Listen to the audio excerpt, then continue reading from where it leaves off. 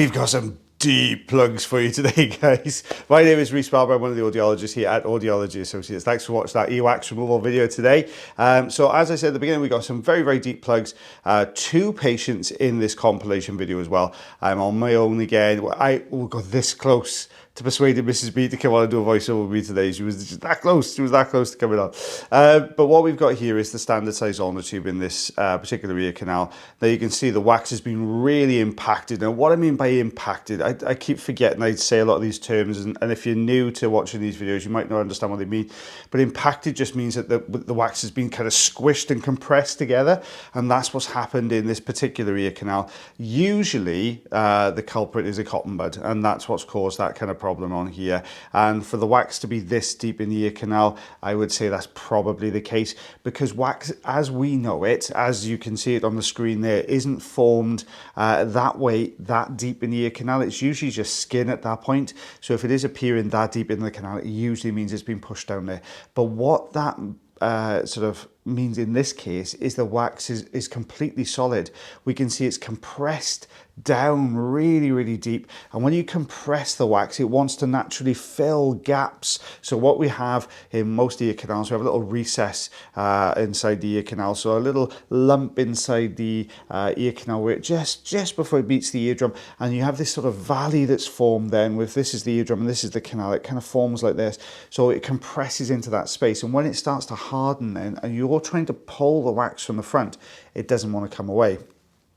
What complicates things just a little teeny tiny bit in a minute is we've got this very kind of dry skin layer which is wrapping around the wax as well, and that is not helping because it's holding onto the wax and the skin layer then is holding onto the canal wall. So I've put a lot of olive oil in here a minute. This is just going to help to loosen everything up a little bit, and this is actually the fine end I've got on here now rather than the standard size on the tube. And the reason I've gone for the fine end here is I want to try and peel some of this skin. I want to peel these edge pieces and see if we can detach it from this canal wall. Now, if I can just lift it ever so slightly, as you can see we're trying to attempt to do here at the bottom, then that oil I've just popped in will sort of seep underneath that bit of skin, and it will get under there and it will help to sort of loosen everything up a little bit. So there we go, you can see the edge starting to lift now. There we are. Now, not enough for grip. The fine end is great for doing detailed work like that, where you're just kind of trying to lift up from the bottom. But for actual raw power, then the suction tube gives you far more suction grip. So we've broken that edge off there. You can see that layer of skin, which was that beige color underneath there. That was the skin layer. So let's, oh, there we go. Let's bring this out. There we are, out, that's starting to come. Whole thing's out there.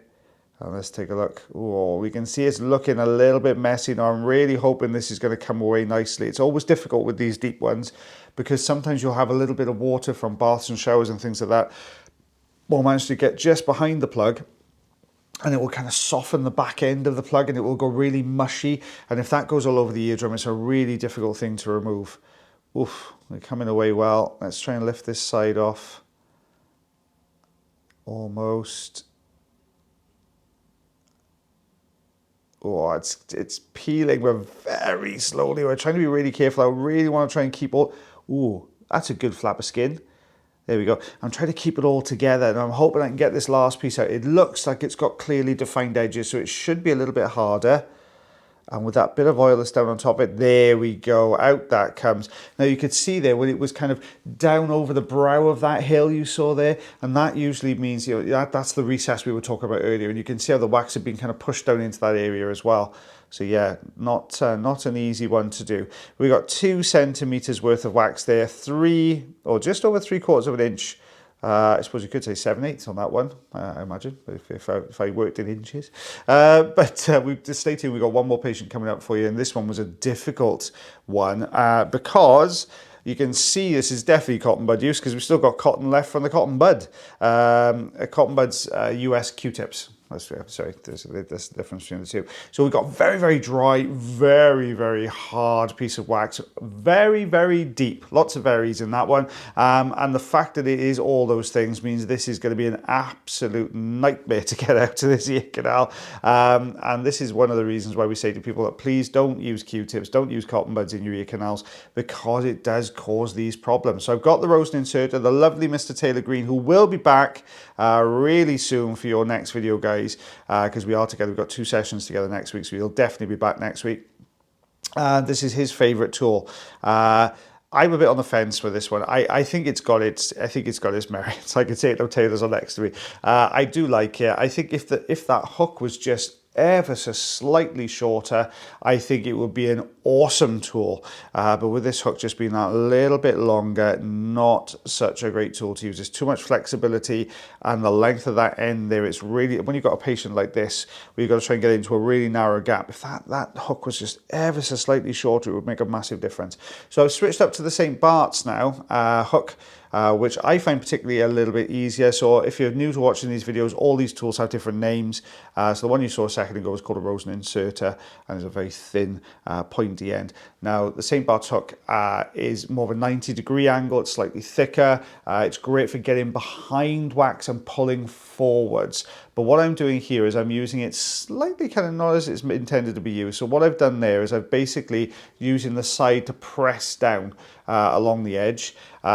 Crocodile forceps, you see everything at the moment. The crocodile forceps just went in because there was a little flap of dry skin that had come away, and I was hoping it was hard enough that I could have held onto it and pulled the whole plug forwards. But looking for a gap here, and this patient has been experiencing quite a lot of discomfort in the ear canal. It's hardly surprising because this is rock solid. This is like a stone, this piece of wax, and it's actually been irritating and rubbing, and you will see in a second, well, if you get a blister and it's rubbing back and forth, and then the top pops, you get that kind of little bit of fluid. It's got a pinky color to it. You'll see that in a second where this has been rubbing back and forth, and it's just as we take a piece of skin away on this left hand side here. So I'm trying desperately to maneuver this plug to bring it forwards, but it just doesn't want to. There we go. It's starting to move. It's detaching from that layer of skin. There's that pinky color liquid. You can see on the left, you can see the start of it there. We've got that sort of gray material. You can just see the edge there where it's rubbing back and forth. So let's get this Rosen inserter in now. Can we get it? I'm looking to see, you can see with the length of the hook there, I'm trying to find an angle that I can work this.